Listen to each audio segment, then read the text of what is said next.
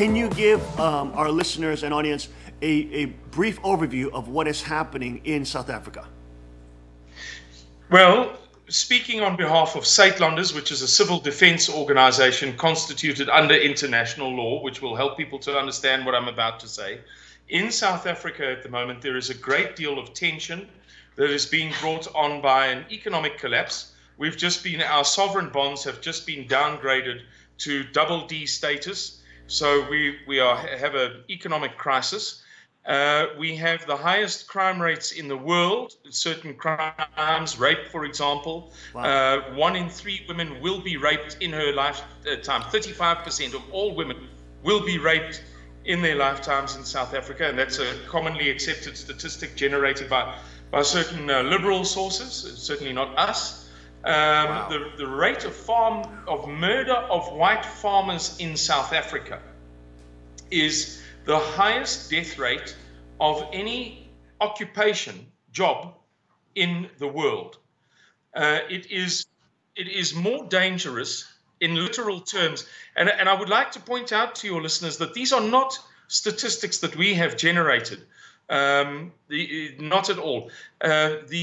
The likelihood of a farmer in South Africa being murdered is statistically greater than the likelihood of an infantry soldier of the United States Army being killed in Iraq or Afghanistan.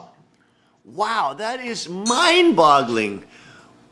Just can you give us a little history in terms of South Africa and why it has become such a in the state that it is in currently?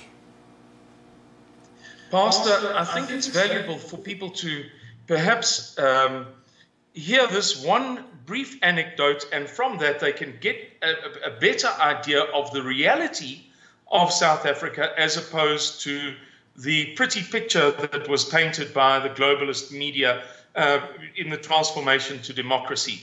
And this is no defense of apartheid. As you know, I was an ANC activist.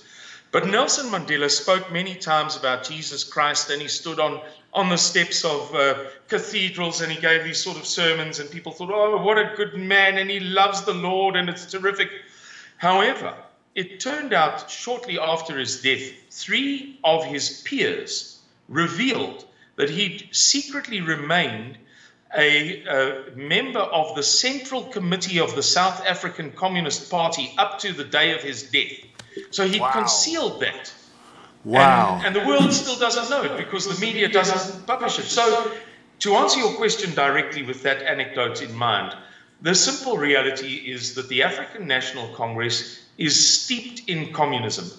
It is steeped in a belief system that is anti-God, anti-values, anti-family, pro-abortion, pro-homosexuality, pro-everything that is liberal.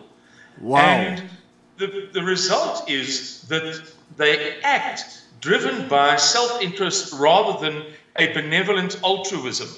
It's never about how many bridges should we build so that people can get from place to place and the economy can expand. It's how many bridges shall we build so that our friends can steal the money from it. In our last auditor's report, which is an interim report, there is 30 billion missing. The previous report, which covered a much longer period, revealed over 700 billion missing. Cannot be accounted for, nobody knows where it is. And those of us who have been close to these things can tell you, not as an opinion, but as a statement of fact, that on any project that the government is responsible for, between 40 and 60% of the funds devoted from the state treasury to that project will be taken by the people who are controlling the project, whether it's the president or the ministers of the cabinet or So that's why we're in this terrible state.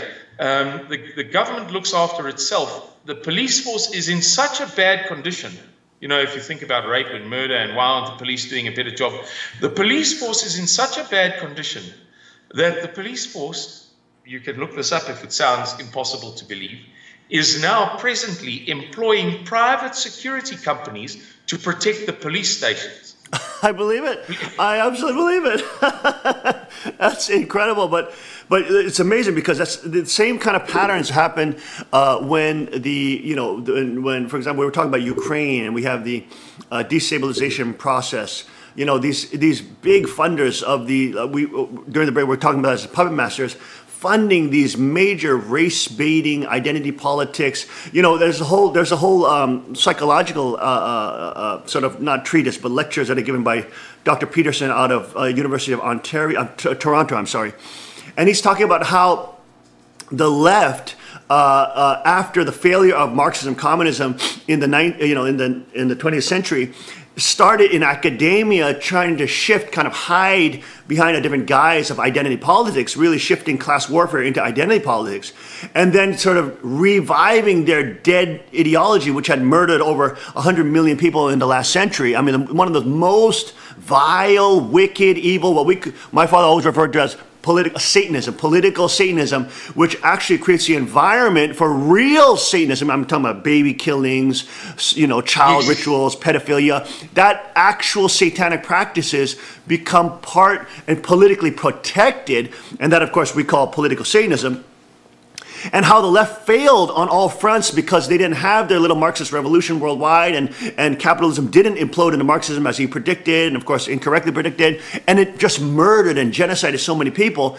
Yet you have all these people who will wear, these little young people now in the modern day in America, they're running around campus with hammer and sickle flags, and that's as more vile than having a swastika flag actually, because the ideology of Marxism, the anti-God, anti-family, hateful ideology that murdered, even just in China alone, 77 to 80 million poor Asian people. I mean, they're hiding behind these banners and they think it's fine. And we have 20% of the academics in colleges who are openly Marxist. I mean, how can that be? It's crazy. Yes.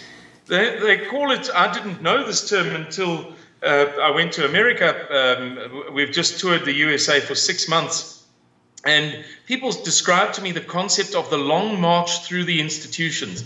And when that penny dropped in my mind, it made so much clear. They have so systematically acted in their own interest rather than in the interests of merit. It's almost like a kind of let's say a race-based thing. Let's say I wanted to I was worked for a corporation, and I somehow had the ability to ensure that only white people got employed. I could gradually employ the racist kind of KKK whites and say to them, right, when you employ somebody beneath you, you do the same again. And that's what the Marxists have effectively done through all the institutions so well, particularly in Europe and in North America, other places too, South Africa, but particularly there.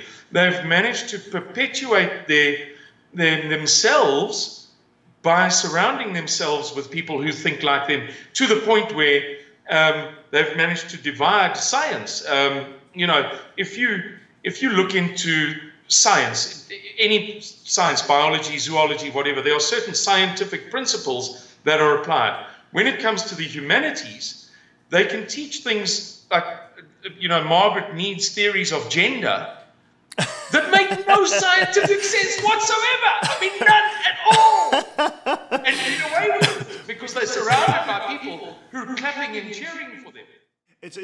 There's no criminals in our area that would dare charge into a home because grandma may pull out an AR-15, a rod of iron, to punish the wicked. Well, yes, it's funny you should say that. It's going to sound as if I'm contradicting myself now, but I'll say it anyway. I watched a video clip by a chap called Bill Whittle, an American guy, who correlated I've seen that, yeah. Crime rates with gun possession rates, and it's unbelievable. Yeah. Where there are no guns, the crime is rampant. Where there are guns, there's none. So even if it sounds like I'm sort of double talking here, talking with forked tongue, I'll admit that it was quite an impressive statistic to see.